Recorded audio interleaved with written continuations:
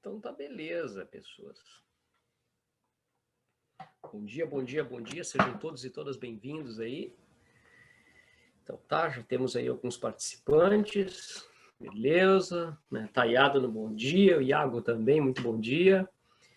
A Nicole também, muito bom dia. Nicole, seja bem-vinda. Aos demais, né? Todos e todas sejam muito bem-vindos e bem-vindas. Certo, pessoas? Beleza, vamos ver se tem mais alguém aí para ingressar. Acho que não. Aparentemente não.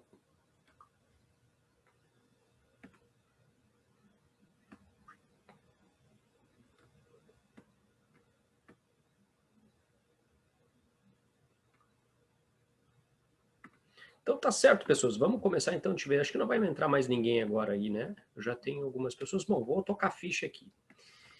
Então tá, gente. Então hoje o nosso objetivo aí é, em filosofia clássica, trabalhar um dos eventos, um dos temas mais importantes, que é ética.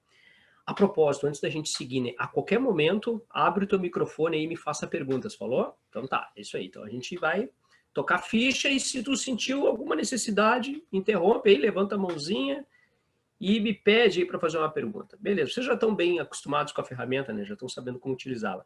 Hoje a gente vai trabalhar ética na filosofia clássica. E esse conteúdo ele está diluído aí nos teus capítulos 1, 2 e 3. Vai observar que nos capítulos 1, 2 e 3 de filosofia, a gente não tem uma discussão específica sobre ética ou uma discussão específica sobre política, ou seja, esse conteúdo ele não está dividido por assuntos, por temas, mas sim por pensadores. Então, eu optei por trabalhar primeiro a metafísica desses pensadores e a sua teoria do conhecimento, para depois trabalhar o seu pensamento político e também o seu pensamento sobre ética. Então, hoje eu vou trabalhar contigo o pensamento sobre ética. A metafísica e a teoria do conhecimento desses caras eu já trabalhei contigo, como, por exemplo, né, os pré-socráticos buscando o elemento que forma todas as coisas, buscando o arqué do mundo, né? Tentando compreender o mundo natural, por isso que esses pré-socráticos eram chamados de filósofos da natureza.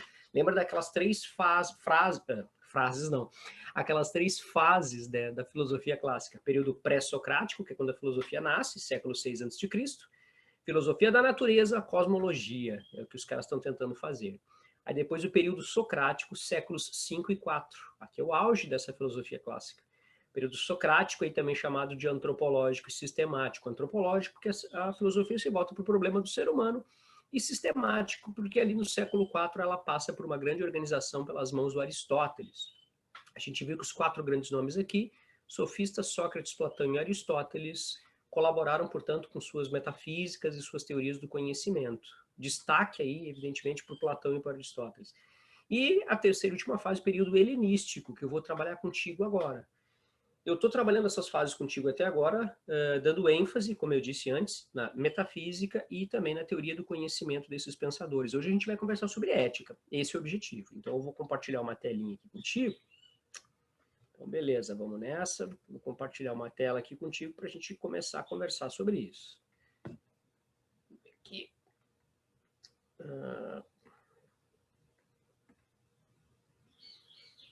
Então tá, beleza. Vamos ver se tem mais alguém aqui comigo. Não, é isso aí, né? Tá certo. Bom, pessoas, vamos lá. Vamos trocar uma ideia sobre isso aqui. Então é isso aí. O que a gente está trabalhando hoje aí, filosofia clássica, os capítulos 1, 2 e 3, e eu chamo de parte 1 por quê? Porque eu não vou conseguir finalizar totalmente contigo, né? Isso hoje, porque o tema ética é um tema bem extenso. E, aliás, pessoas, aqui é um destaque especial para o assunto ética. A gente não pode esquecer que o assunto ética, ele é o assunto que mais cai no Enem. Então a gente tem que ficar ligado nisso aí. No que diz respeito à filosofia, claro. Aos temas de filosofia, o que mais cai no Enem é ética. Então quando a gente pega as últimas 10, 11 edições do Enem, aí a gente vai observar que mais de 20% das questões especificamente de filosofia foram questões sobre ética. Então, eu te diria que ética, teoria do conhecimento, metafísica e política são os 4 grandes assuntos que caem em filosofia. A gente tem que ficar antenado com isso, certo? Bom, então hoje aí eu vou trabalhar contigo, né, ética para esses pensadores aí. No teu livro não estava organizado assim. O teu livro, como eu te disse, ele é uma sequência de cada um dos pensadores. O teu livro tem uma abordagem mais histórica. Aqui eu estou abrindo um parênteses e fazendo uma abordagem por tema, por assunto. E hoje eu vou trabalhar ética, como eu estou dizendo aqui para vocês. Bom, vamos nessa. Pessoas, a gente primeiro tem que fazer uma diferenciação entre moral e ética. Moral e ética não são a mesma coisa, então a gente tem que tomar cuidado. A gente no dia a dia usa moral e ética como sinônimos, mas elas não são sinônimos, não são palavras sinônimas. Então, por exemplo, a gente vai ver que cada povo tem um conjunto de normas morais, de regras morais, mas será que essas regras morais são a mesma coisa que regras éticas? Quando que um comportamento é ético, quando que um comportamento é moral, ou um comportamento antiético, um comportamento imoral? Nós, no dia a dia, fazemos uma confusão entre essas palavras, o conceito para nós geralmente não está muito claro. E isso tem razão de ser, isso faz sentido, é porque moral e ética são conceitos que se aplicam a um mesmo campo semântico, né, ao mesmo universo simbólico de uma sociedade, mas não são a mesma coisa. Então são conceitos que se referem a um campo de sentidos comum, mas não são a mesma coisa. Bom, vamos começar por moral, então, antes da gente falar de ética. Pessoas, moral é aquele conjunto de regras, de normas de comportamento que uma sociedade vai elaborar com o objetivo de orientar o comportamento dos sujeitos. As regras morais, elas fornecem, portanto, para os sujeitos as noções de certo e errado, do adequado e do inadequado, ou seja, de como que a pessoa deve agir segundo os costumes. Aliás, a própria palavra moral vem do latim mores, que significa costumes. Então, são as regras de comportamento baseadas nos costumes de um povo. A base da moral, dessas regras morais, são principalmente os valores de uma sociedade, ou seja, aqueles atributos que uma sociedade entende como importantes. Valores como, por exemplo, amizade, honra, fidelidade, justiça e por aí vai. Frequentemente eu vou usar justiça aqui para ti quando a gente falar de valores, mas saiba que não é o único valor. Eu uso justiça porque, desde os clássicos, né, na filosofia clássica grega, diante de uma polis, especialmente em Atenas, né, uma polis democrática, a discussão sobre justiça, sobre equidade era algo muito comum, né, muito condizente com aquele momento, né, de decisão democrática, de debate político democrático. Então, volta e meia eu vou usar a justiça como referência, em função desse contexto particular da Grécia, mas saiba que é sobre qualquer valor. Então, moral, regras de comportamento baseadas nos costumes, né? E esses costumes, por sua vez, se constituem a partir de valores, de crenças, de visão de mundo. Opa, não botei meu celular no silencioso, com licença, sempre faço isso. Então vamos lá. A base da moral, portanto, né, são os costumes de um povo, costumes esses dados, orientados pelos valores de uma sociedade, como eu disse, né?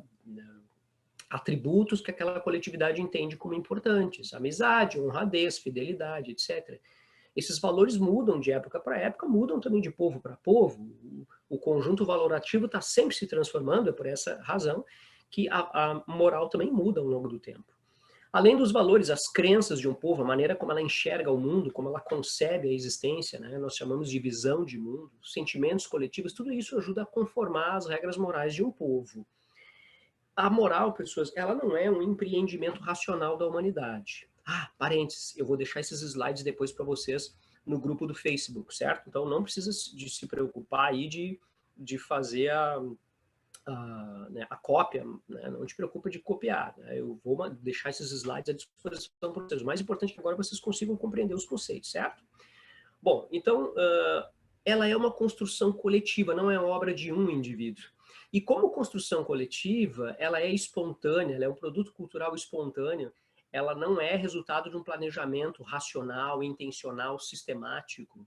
Não, se trata de algo que vai acontecendo e vai se consagrando pela tradição e vai se firmando.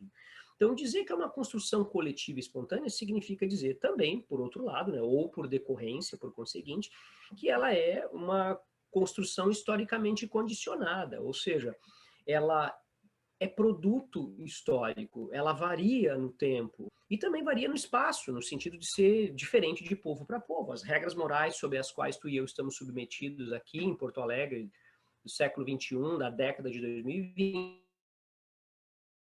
hoje lá no Irã, na República Fundamentalista, está submetido. E se a gente levar em consideração que o Brasil é um país de dimensões né, continentais, a gente vai se dar conta de que existem outros códigos morais coexistindo numa sociedade complexa como a nossa.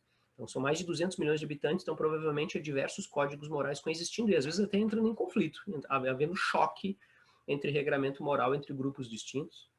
Então, o mesmo código moral que orienta uma família que pertence a uma comunidade religiosa, é o mesmo código moral que orienta o comportamento de pessoas pertencentes a uma comunidade LGBT, por exemplo. E, eventualmente, esses códigos morais podem entrar em choque. Bom, além disso, a moral, como eu disse, né, muda ao longo do tempo. O código moral ao qual tu está submetido hoje não é o mesmo que os teus avós, né, e bisavós estiveram submetidos. Então, há uma transformação, ela é algo variável. Então, tu percebe que se ela é algo variável, ela não é algo universal. Ou seja, a moral de um povo não é universal, não vale para a humanidade toda, vale só para aquele povo em específico. Então, cada povo, cada momento histórico vai constituindo, portanto, o seu código moral. Qual é a importância das regras morais, pessoas? Sem dúvida, é tornar a vida social possível, né? Sem as regras morais, a gente não tem vida social, não há ordenamento. Tem que haver regramento. Caso contrário, vira cada um por si, não há sociabilidade possível. Então, as regras morais, elas são uma amálgama que mantém a sociedade coesa. Apesar da importância das regras morais, ela não está isenta de contradições e de problemas. Eventualmente, as regras morais, os valores morais podem dar ensejo a assimetrias, a desigualdades e até mesmo a injustiças entre grupos. Por exemplo, eu posso ter um padrão moral que privilegia um grupo, né, produz uma visão de mundo positiva acerca de um grupo e produz uma visão de mundo negativa com relação ao outro grupo, né, gerando, portanto, preconceitos e discriminações. Numa sociedade racista, por exemplo, tu vai ter dentro das regras morais a possibilidade de um tratamento distinto, de um tratamento preconceituoso em relação a grupos raciais distintos. Então, a moral, aqui só como exemplo, né, o racismo, mas isso vale para outras formas, outras visões de mundo que também contemplam assimetrias, né, e hierarquizam grupos de forma injusta ou depreciativa com relação a grupos considerados inferiores ou inadequados. Mas o fato é que isso é uma constante, né, na sociedade. Então, a moral, apesar de toda essa importância, ela ainda pode implicar alguns problemas no que diz respeito à vida social. Pode acontecer, mas isso não apaga a sua importância, que é tornar a vida social possível.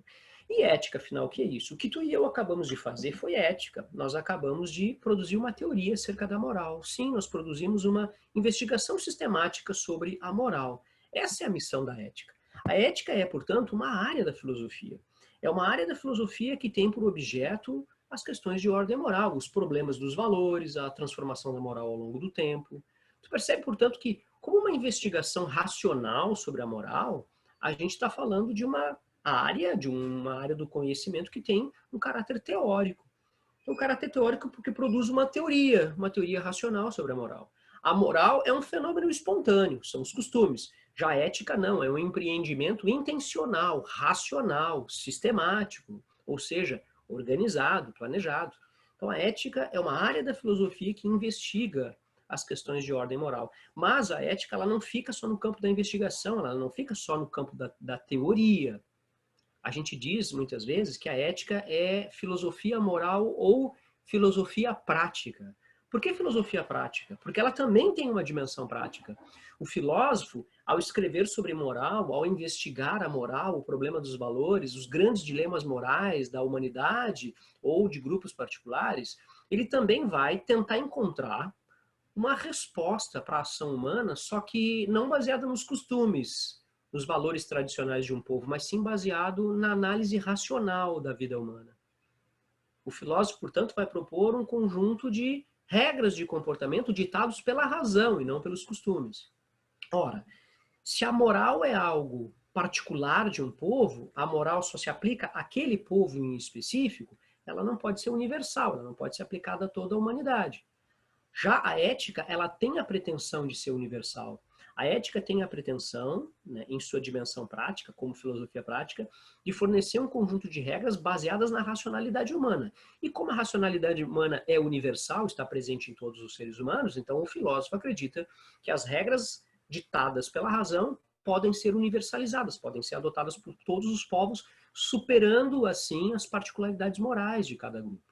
Então a gente diz que a ética é uma filosofia prática porque ela tenta responder questões básicas para a coexistência humana, como por exemplo, qual a melhor maneira da gente agir na vida social, de modo a produzir o bem comum, de modo a produzir o meu bem-estar e o bem-estar das outras pessoas. Não apenas um bem-estar individual, porque isso seria contrário à ideia da razão, né? É um bem-estar ou um bem comum que tem naturalmente raiz, um sentido coletivo. Qual a melhor maneira de eu agir? O que a razão me diz? O que a reflexão racional me diz sobre a melhor maneira de agir? Eu tenho os códigos morais que dizem para mim qual é a melhor maneira de agir, mas será que a razão está de acordo com isso? Será que a reflexão racional da filosofia está de acordo? Será que a razão aponta sempre para aquilo que as regras morais dizem? A gente vai ver que não, que frequentemente pode acontecer de tu ter uma atitude ética, ou seja, a razão filosófica diz que a atitude correta é X, mas em compensação as regras morais particulares de um povo dizer que a atitude deve ser Y, e aí tu tem um choque, né? Tu tem uma atitude ética, do ponto de vista da racionalidade filosófica, mas tu tem uma atitude imoral do ponto de vista da moral particular daquele povo. Então o filósofo também está preocupado com as questões práticas. Ele também quer encontrar uma fórmula de agir que seja universal. Qual a melhor maneira de eu agir em sociedade, diante dos dilemas morais? Qual a escolha que deve ser feita? E levando-se em consideração que cada povo tem o seu conjunto de valores, de crenças, de visão de mundo, e que esses valores são diferentes de sociedade para sociedade, será possível estabelecer valores de caráter universal? Por exemplo, o povo X tem uma determinada ideia de justiça. O povo Y tem outra ideia de justiça. Será que a razão pode estabelecer uma ideia universal de justiça que valha tanto para o povo X quanto para o povo Y? Que valha tanto para o passado como para o presente e para o futuro? Será possível? Pois é, a ética vai tentar dar conta disso. Então, pessoas não esqueçam, a ética tem uma pretensão de universalidade. Gente, ficou clara a diferença entre moral e ética? Tá bem claro isso aí? Então, moral tem a ver com os costumes. Moral é aquilo que um povo produz em termos de regramento, de ordenamento, e que por isso é variável, variável no tempo. Já a ética é uma área da filosofia, não é um produto cultural espontâneo, como a moral, não são os costumes de um povo. A ética é uma área, é uma investigação racional sobre a moral, mas que não fica só na investigação. Os filósofos também vão tentar encontrar respostas práticas, só que ao invés de ser baseada nos costumes, que são variáveis ao longo do tempo, vão ser baseados na razão. Bom, vamos lá. Eu vou começar contigo, portanto, pelo Sócrates, esse cara aqui. Importante. Vamos lá, Sócrates. Antes de falar do Sócrates, a gente tem que lembrar que ele era contemporâneo aos sofistas. Os sofistas tinham uma postura relativista diante da verdade e da questão dos valores. Tu te lembra disso? Protágoras de Abdera, o mais importante dos sofistas, dizia, né, o homem é a medida de todas as coisas. Para os sofistas, para esses professores de filosofia e de discurso, não há uma verdade absoluta, objetiva. A verdade depende de ponto de vista. O que um povo considera verdade, o outro considera como falso e vice-versa.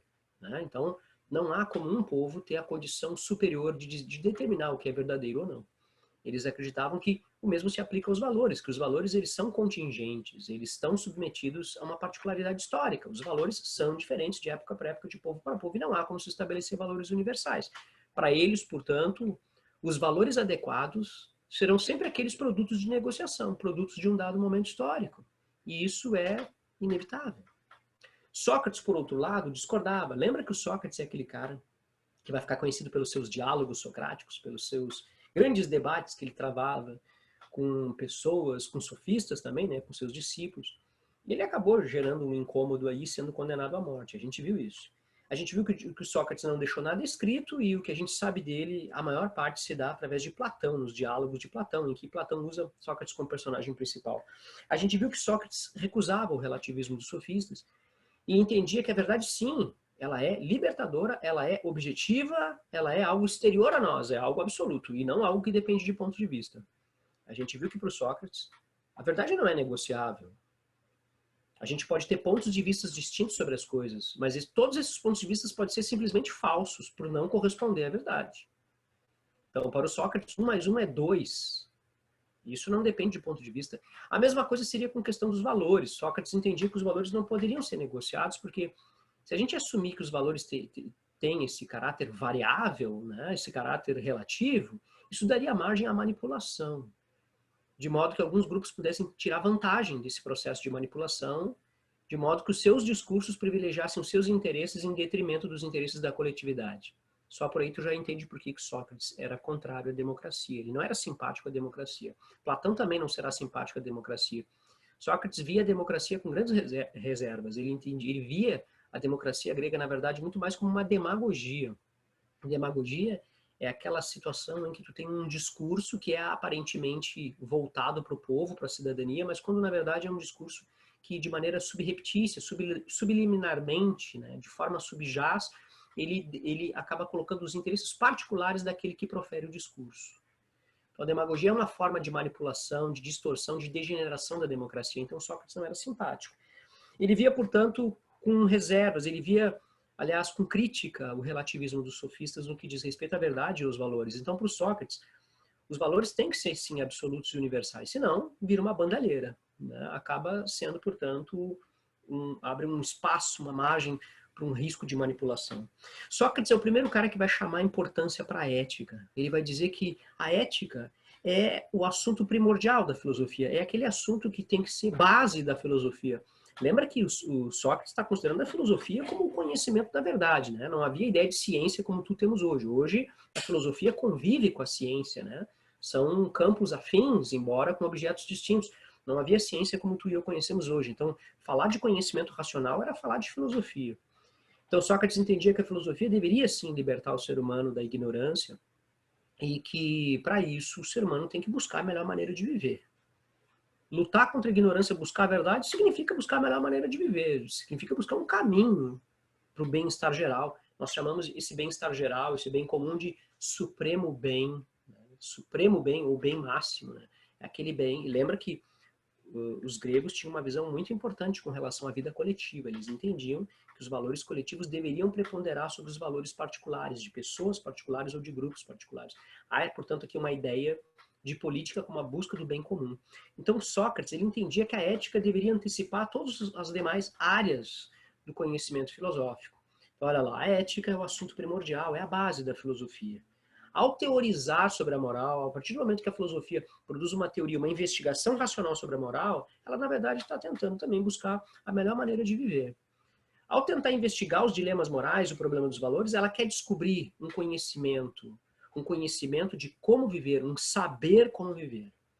Sócrates, aliás, vai nos dizer que o ser humano, quando ele age, quando ele toma decisões, quando ele faz alguma coisa na vida, ele faz porque ele deseja estar do lado certo, do lado verdadeiro da história. Nenhum ser humano toma uma atitude, segundo Sócrates, desejando estar fazendo a coisa errada, desejando estar do lado errado da história, do lado da falsidade. Não. Todo mundo deseja estar do lado certo, deseja fazer a coisa certa. Isso é, portanto, a busca pela melhor maneira de viver. O que caberia à filosofia, portanto, é perguntar, tá, mas afinal, qual é essa melhor maneira de viver? Será que eu estou fazendo a coisa certa? Será que essa é realmente a melhor forma de viver? Quando o pré-socrático está lá buscando o arqué das coisas, ele acredita que aquilo é o melhor a se fazer na sua vida, ele acredita que aquela é a melhor maneira de viver. O mesmo para o comerciante, o mesmo para o filósofo, o mesmo para o produtor, né? Ele acredita que aquilo é a melhor maneira de viver, mas será que é de fato a melhor maneira de viver? Cabe à filosofia fazer essa indagação. E aí, o Sócrates está nos dizendo que a ética é a base da filosofia e ao investigar o problema moral, ela está tentando encontrar a melhor maneira de viver. E aí o Sócrates vai nos dizer, a melhor maneira de viver é aquela cujas decisões são baseadas na racionalidade, na melhor escolha, uma escolha feita com conhecimento. Pessoas, isso significa dizer que o Sócrates está nos legando uma ética intelectualista. O que é uma ética intelectualista? É aquela ética que acredita que as boas escolhas feitas pelo ser humano dependem do conhecimento, mas não é de qualquer conhecimento, é um conhecimento racional. Sócrates está nos dizendo que somente com um conhecimento racional é possível se fazer boas escolhas. A melhor escolha é aquela mais racional e com mais conhecimento. Quando o sujeito não tem conhecimento, a chance dele tomar uma decisão errada é maior. Então esse cara está nos dizendo que quem conhece o bem, o verdadeiro bem, vai fazer o bem. Agora, aquele que ignora o verdadeiro bem, acha que está fazendo bem, quando na verdade está fazendo mal. Então, para ele, o mal nada mais é do que a ignorância do bem. Se quem pratica o mal soubesse, conhecesse o verdadeiro bem, ele certamente mudaria de escolha. Então, para Sócrates, o ser humano não é necessariamente mal. Na verdade, ele faz más escolhas por ignorância. Acreditando estar fazendo melhor, acreditando estar do lado certo, do lado verdadeiro, ele faz escolhas e às vezes age mal. A ignorância é, portanto, uma cortina de fumaça que embota a consciência, é um véu que tampa a capacidade de escolha. É necessário, portanto, superar a ignorância, conhecer a ideia do verdadeiro bem. Agora, esse saber, ele precisa de ser autêntico. Ou seja, não é de fora para dentro, não é uma coisa heterônoma, é uma coisa autônoma. O verdadeiro conhecimento tem que ser autônomo, é o próprio sujeito que chegou lá. O sujeito tem que conhecer o bem pelas suas próprias forças, pela a sua própria investigação racional da realidade. Aliás, o Sócrates dizia que ele não ensinava nada a ninguém, ele apenas ajudava as pessoas a descobrirem a verdade, mas ele mesmo não ensinava. Lembra do método dele, da maiêutica, dos diálogos? A palavra maiêutica é em homenagem à sua mãe, Maieuta. Maieuta era parteira em grego, né, na língua grega. Então ele dizia, minha mãe ajuda pessoas a dar luz a crianças, eu ajudo as pessoas a dar luz às ideias, mas eu não ensino nada. Então ele está defendendo o princípio do autoconhecimento. O autoconhecimento. Conhece-te a ti mesmo, porque ao conhecer-se a si mesmo, o ser humano se dá conta da sua própria ignorância. E uma vez se dando conta da sua própria ignorância, ele pode produzir juízos mais verdadeiros. Então, por final, né, lembra? Ele vai se opor à ética relativista dos sofistas. Ele está defendendo, portanto, uma ética de caráter universal. Ou seja, a ética tem que apontar a melhor maneira de viver de forma universal. Os valores têm que ser de forma universal e não relativos. O principal discípulo dele é o Platão. O Platão, ele também segue essa ideia do Sócrates de que é necessário conhecer o bem para se praticar o bem.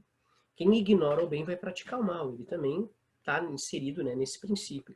Mas uma coisa que tu nunca deve esquecer de Platão é o idealismo ou sua teoria das ideias. Pessoas, não interessa qual seja o assunto, não interessa se o assunto é metafísica, teoria do conhecimento, ética, política, linguagem, estética, não interessa qual seja o assunto da área da filosofia. Falou em Platão, tu sempre tem que lembrar da teoria das ideias. Ora, se o Sócrates está dizendo que é necessário conhecer o bem, o verdadeiro bem, para que a gente tenha boas escolhas, escolhas racionais, escolhas com conhecimento, Platão vai localizar essa ideia do verdadeiro bem. Ele vai dizer que a ideia do verdadeiro bem está no mundo das ideias, no mundo inteligível. Lembra do dualismo ontológico do Platão? Tu tem um mundo inteligível e um mundo sensível. O mundo inteligível é o mundo das ideias, das formas, dos modelos. E o mundo sensível é o mundo corpóreo, o mundo físico, que é uma mera cópia, uma cópia imperfeita do mundo inteligível. A mesma coisa vale também para as ideias. As ideias que nós temos no cotidiano, aqui no mundo sensível, são apenas cópias imperfeitas das verdadeiras ideias que têm caráter universal lá no mundo inteligível. Por exemplo, a ideia de justiça. A justiça é um valor, é uma ideia. Ele vai dizer que a ideia de justiça que nós temos no cotidiano material é uma ideia imperfeita. É por isso que as pessoas diferentes, ou grupos diferentes, têm diferentes conceitos sobre justiça. Ele vai dizer que esses diferentes conceitos são diferentes entre si porque são imperfeições, são cópias mal feitas. Enquanto que a verdadeira ideia de justiça, essa sim, ela é única, ela é universal, ela é absoluta e ela está lá no mundo inteligível. Beleza? Então, ele está localizando a ideia do bem, do supremo bem, daquilo que é verdadeiramente bom, do que é verdadeiramente bem comum. Ele está dizendo, está lá no mundo inteligível. Lembra do mito da caverna? As correntes que prendem as pessoas lá no fundo da caverna representam as ideias, as falsas crenças que nós temos no dia a dia. Essas ideias, essas crenças são falsas, porque são meras cópias, cópias imperfeitas das verdadeiras ideias que estão lá no mundo inteligível. Ao nos falar, né, sobre o conhecimento sobre o bem, sobre a atitude virtuosa ou prática da virtude é quando o ser humano faz escolhas boas, verdadeiramente boas, que produzem o bem-estar individual e coletivo. Então, ele vai dizer que a virtude acontece quando o ser humano consegue equilibrar as porções da sua alma. Sim, ele tinha uma teoria acerca da alma humana. Lembra que o ser humano também é marcado por essa dualidade.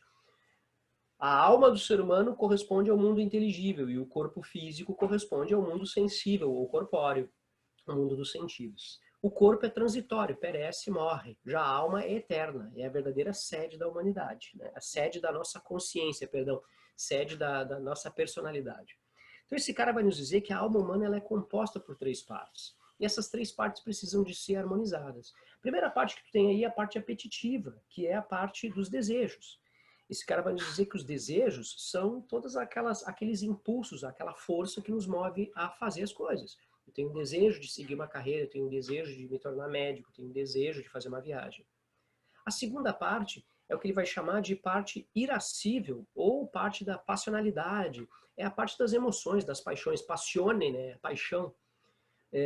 A palavra irascível deriva de ira. São aquelas emoções que às vezes podem inclusive nos tirar do prumo. Né? Daqui a pouco um ódio muito forte, uma ira muito forte, uma paixão, um amor muito forte, enfim. As emoções elas precisam de ser dosadas. E por fim, a parte mais importante das três, que é a parte racional deliberativa, é aquela que deveria estar no comando dessas três porções. Ele não está dizendo que nós necessariamente tenhamos que cancelar os desejos e os sentimentos, mas a razão tem que estar no controle. Caso contrário, nós não teremos uma ação correta, uma atitude virtuosa. Então, a atitude virtuosa ela só decorre quando houver uma harmonização dessas três partes, de modo que a porção racional deliberativa comande as demais partes. Então, esse cara está nos propondo também, portanto, uma ética intelectualista, assim como Sócrates, perdão, porque ele está nos dizendo que é necessário conhecer o bem para poder se praticar o bem e que a ignorância leva à prática do mal. Quando a pessoa percebe que está equivocada, ela vai fazer melhores escolhas. Lembra que ele é, portanto, está nos trazendo uma ética intelectualista, porque, portanto, ele está localizando, né, o conhecimento do verdadeiro bem, o conhecimento da ideia de justiça lá no mundo inteligível, e não no mundo sensível. O mundo sensível é apenas uma cópia imperfeita. Para a gente falar do seu... Tá tudo tranquilo até agora, pessoas? Se tiverem qualquer dificuldade, me interrompam aí, certo? Abram o microfone e me interrompam. E, por favor, quando vocês forem falar aí, né, falem alto, por favor, tá? Deixa eu só aumentar bem o volume aqui para mim. Quando vocês forem falar, por favor, falem alto. Bom, voltando aqui, né? Então, vamos falar agora de Aristóteles. Aristóteles vai tomar um caminho diferente de Sócrates e de Platão. Para ele não basta apenas conhecer o bem, né? Não só conhecer o bem é importante. Conhecer a verdadeira ideia de bem, a verdadeira ideia de bem comum, de bem-estar geral, isso é importante. Mas só isso não basta. A gente vai trabalhar isso agora, certo? Opa, meu telefone está tocando aqui. Só um segundinho, pessoas. Só um segundo. Bom, olha só. Vamos lá. Para a gente poder falar do Aristóteles, a gente vai ter que primeiro levar em consideração o contexto filosófico em que o Aristóteles ele se encontra. O Aristóteles ele faz parte de uma tendência de pensamento nessa época, que é a que nós chamamos de correntes do eudemonismo, ou doutrinas do eudemonismo. A palavra eudemonismo, pessoas, vem do grego eudaimonia, que significa felicidade, ou posse de um bom demônio. O que seria posse de um bom demônio? É uma maneira de ser, uma maneira de agir, de conduzir a vida, que aponta para a busca da prosperidade e da felicidade. Então, o Aristóteles, perdão, ele se enquadra nessa ideia aí, ele se enquadra nesse contexto de doutrinas que entende que a felicidade é o fim último das ações humanas e principalmente das ações éticas. Então, não há como tu pensar a ética do Aristóteles sem pensar na felicidade. Ética e felicidade caminham, né? Estão uma em função da outra. Então, lembra, eudemonismo, correntes filosóficas que entendem que a finalidade da ação, das ações éticas e da existência humana é a busca pela felicidade. Por felicidade, né, o eudemonismo vai entender a finalidade das ações humanas, a felicidade ela é o supremo bem da vida humana, ou seja, uma vida boa. Supremo bem, que significa o bem máximo, não há bem maior do que a felicidade. E que essa felicidade, essa finalidade das ações éticas, esse supremo bem, ele só é atingido por meio da prática da virtude. É necessário, portanto, que uma pessoa seja virtuosa para poder alcançar essa condição de felicidade. O que a gente vai encontrar entre essas diferentes correntes, as diferentes doutrinas, é o que, na verdade, para elas significa esse supremo bem. Então, por exemplo, algumas correntes vão entender que o supremo bem é o bem-estar, que pode ser individual ou bem-estar coletivo. Outros vão entender que o supremo bem é o prazer, outros vão entender que o supremo bem é atividade contemplativa. Então, a ideia de supremo bem, a ideia de felicidade é que vai variar de corrente para corrente. Mas o que todas elas têm em comum é que a felicidade é o fim último da prática ética, o fim último das atitudes éticas. As atitudes éticas, portanto, apontam para a conquista de uma vida boa. Exemplos aí, Aristóteles, os epicuristas, os estoicos, os utilitaristas da era moderna e assim por diante. Entenderam isso? Eudemonismo, a ideia de felicidade como finalidade da existência humana, como finalidade da ação ética. O Aristóteles está encaixado aí nesse contexto do eudemonismo. E diferentemente do Sócrates e do Platão, ele nos propôs uma ética voluntarista. Para ele não basta conhecer o bem, é necessária a vontade. Ora, frequentemente o sujeito conhece o que é o bem, o que é melhor a ser feito, mas ele opta por não fazer. A voluntariedade, portanto, é extremamente importante, é necessário, é imperioso que o sujeito queira fazer a coisa certa. Ele não está negando que conhecer é importante, mas ele vai dizer que antes mesmo, mais importante ou tão importante quanto conhecer é necessário o desejo de querer fazer a coisa certa, a vontade. Por isso que a gente diz que é uma ética voluntarista, ou ética das virtudes. Esse cara vai nos dizer que a ética, ela é nada mais do que a busca da melhor maneira de viver. Isso tu já viu lá no Sócrates. Sócrates já está dizendo isso, que ética é buscar a melhor maneira de viver. E a gente viu que para as correntes do eudemonismo, entre as quais se destaca a ética aristotélica, buscar a melhor maneira de viver significa buscar o supremo bem, significa buscar a felicidade. Para ele, portanto, a ética tem como finalidade a busca da felicidade. Então, ética e felicidade estarão uma em função da outra. Bom, supremo bem.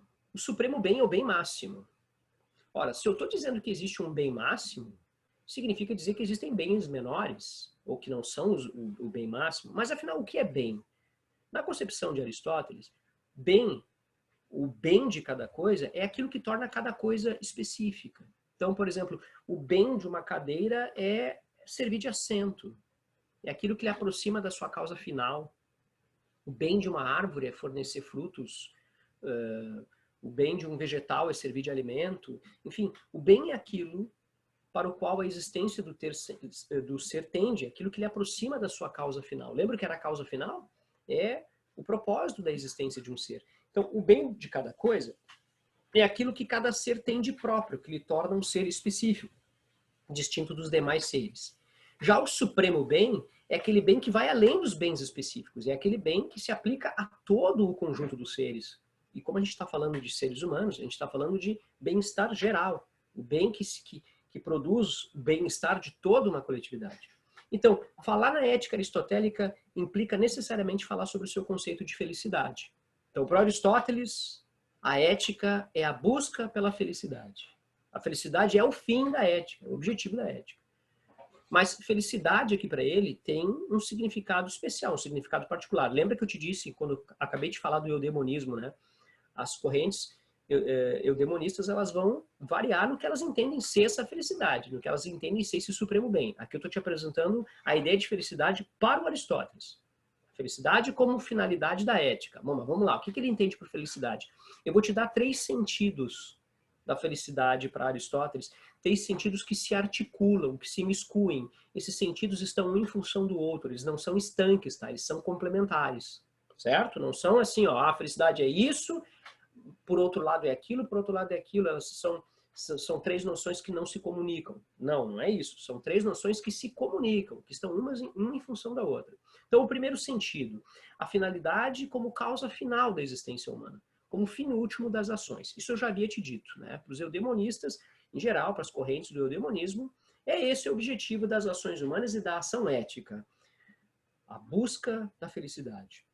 Lembra que quando eu te falei das 4 causas do ser, material, formal, eficiente e final, todo ser tem um propósito, tem uma causa final. E no caso do ser humano é a felicidade. A gente diz que essa concepção filosófica de que todos os seres têm um propósito, têm uma tendência para onde as suas existências rumam, que todo ser tende a se realizar de uma determinada forma, que a existência do ser aponta para uma causa final, a gente chama isso de teleologia. Certo? É diferente de teologia, ainda pedi que vocês não confundissem com teologia, certo? Então, felicidade, em primeiro lugar, é o fim último das ações humanas e das ações éticas mais ainda. Mas felicidade não é apenas isso. Felicidade para o Aristóteles é o ser humano realizar aquilo que ele tem de específico, aquele bem específico. Lembra que eu acabei de te dizer que cada coisa tem um bem, aquilo que torna ela específica? Então, Aristóteles vai nos dizer que aquilo que torna o ser humano específico é a sua racionalidade. Quando o ser humano consegue realizar sua racionalidade em sua plenitude, ele atinge um estado de espírito, uma condição, que ele vai chamar de vida contemplativa ou teorética. É uma forma de prazer e de condição que é incomparável a outros prazeres. É quando o ser humano busca constantemente pela verdade orientada pela razão. Ele vai dizer que isso é um prazer, é uma felicidade que é incomparável com outras felicidades mundanas. E por fim, para ele, felicidade é, portanto, a prática da virtude, é levar uma vida virtuosa. Se o ser humano não for virtuoso, ele não consegue atingir essa felicidade, ele não consegue atingir esse bem-estar geral, para ele e para a coletividade. Mas, para o Aristóteles, uma vida virtuosa, uma vida de boas escolhas, ela não acontece por magia, ela depende do hábito. O ser humano tem que querer fazer a coisa certa, senão ele não faz, precisa de haver o desejo. Então, o hábito molda essa prática de uma vida virtuosa. Pessoas, virtude é o contrário de vício, não esqueça disso, né? Vício são as más escolhas, virtude são as boas escolhas, aquela que produz o bem-estar. No caso do Aristóteles, a virtude são aquelas boas escolhas que apontam para a felicidade, que aproximam o ser humano de realizar-se como ser, aproximam o ser humano, portanto, de realizar sua causa final. Por conta dessa ideia de felicidade, nós acabamos concluindo uma questão política aqui, que é sobre a natureza humana. Ora, se a causa final do ser humano é a busca pela felicidade, e o ser humano faz essa busca através da racionalidade, o Aristóteles, ao mesmo tempo, está nos legando, nos dando aqui um conceito de natureza humana. Para ele, o ser humano é um ser naturalmente racional e político. Por político, entenda um ser social, aquele que vive na polis, tá? Político de polis, aquele que vive na polis, na coletividade. Ora, faz sentido, né? Como é que o sujeito vai ser virtuoso se ele estiver isolado? Se o sujeito está isolado numa ilha, ele nunca vai atingir a sua condição máxima como ser, ele nunca vai se realizar como ser, porque ele não tem outras pessoas com as quais praticar a virtude. Portanto, é imperioso viver na polis. De modo que, se é da natureza humana ser racional e ser social, né, ser político, viver em coletividade, a polis, a existência da polis será, portanto, um fenômeno decorrente dessa natureza, é um fenômeno natural e não um fenômeno histórico criado intencionalmente pela humanidade. Não, a polis é um fenômeno natural. Do mesmo jeito que as abelhas vão viver numa colmeia, vão construir uma colmeia e construir sua sociedade por um imperativo da natureza, por leis da natureza que determinam o seu comportamento, a mesma coisa vai acontecer com os seres humanos. A nossa natureza aponta para a existência social. Então, lembra, pessoas, para esse cara aqui, a virtude, né, essas boas escolhas são baseadas em escolhas racionais, em que nós superamos, suplantamos os nossos instintos e as nossas emoções, né? De modo que a virtude esteja acima dos vícios. Só a racionalidade, portanto, nos torna seres virtuosos. E mais, a racionalidade, ela nos permite ser virtuosos, nos permite fazer boas escolhas. Por quê? Porque é a razão que nos dá a medida adequada na hora de escolher. A razão diz qual é a melhor escolha. A razão aponta para nós qual é a melhor escolha. A razão, ela vai apontar sempre para uma justa medida, que ele vai chamar de equilíbrio ou mediania. Então, vamos lá. Ele está dizendo, a ação virtuosa é aquela cuja escolha se deu a partir da razão. E a razão dá uma medida para nós, a justa medida. O que é essa justa medida? É a mediania, o caminho do meio. O caminho do meio é simplesmente uma posição entre dois extremos. Eu tenho um extremo pelo excesso, um extremo pela falta. O caminho do meio é a mediania, é o equilíbrio. Aí eu vou trazer um quadrinho para vocês de vícios e virtudes para exemplificar aí. Do teu lado direito, tu está tendo aí a principal obra do Aristóteles sobre ética, que é Ética a Nicômaco, certo? Onde ele vai escrever a maior parte do seu conceito sobre ética, da sua filosofia ética. Então, nesse quadrinho aí, por exemplo, que tu vai ter exemplos de vícios e de virtudes. A coluna da esquerda são as virtudes, e as duas colunas restantes, a do meio e a da direita, são os vícios. A coluna do meio é o vício pelo excesso e a coluna da direita é o vício pela falta. Vamos pegar um exemplo ali, ó. No que diz respeito à administração da riqueza, tá? Na terceira linha, ele vai dizer que o excesso da administração da riqueza é esbanjar, é não saber administrar a riqueza adequadamente, é botar tudo fora. O oposto, né, o extremo oposto, o vício oposto é a falta, é a deficiência, é o sujeito ser avarento, ele quer consumir toda a riqueza só para ele não sabe compartilhar. A virtude seria, portanto, o caminho do meio, nem ser alguém esbanjador, nem ser alguém avarento, ser alguém pródigo. Prodigalidade é aquele que sabe compartilhar a riqueza. No que diz respeito, por exemplo, ao trato, ao tratamento com relação às pessoas, dá uma olhadinha ali na 1, 2, 3, 4, 5, 6, 7, na sétima linha, onde está escrito gentileza ali, né? Na sétima linha, de cima para baixo.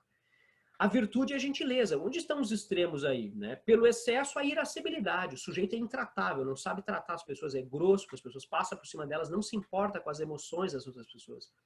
Já a indiferença é o extremo oposto. É como se as outras pessoas simplesmente não existissem, ele não interagem, ele não tem a menor empatia, né? Então, tu tem, né, um banana, vamos dizer assim, todo mundo passa por cima dele e ele é um mosca morta. O caminho do meio seria a gentileza. É saber defender as suas posições quando necessário, mas também saber ceder quando necessário. Então, gentileza. Então, esse é um exemplinho, né, da sequência de quadros e virtudes. Pessoas, com isso eu termino essa nossa primeira parte aqui sobre ética. Eu vou deixar esses slides aí, falou? Eu vou deixar também lá no grupo do Facebook, vou deixar né, os principais pontos que a gente trabalhou nessa nossa aula. Eu sempre deixo o número da live e a descrição do conteúdo, e vou deixar também, né, esses slides aqui para tu guardar aí para ti, certo? Qualquer dúvida, me manda uma mensagem através do Messenger ou anota as tuas dúvidas para fazer a nossa próxima live, certo? Então, bom restante de manhã, bom restante de lives aí para vocês. Fechou, pessoas? Então tá, um grande abração, se cuidem, vou sair da live aí porque já vai chegar outro prof aí, né? Então tá, a gente se fala na sequência aí, pessoas. Bom restinho de semana, tchau.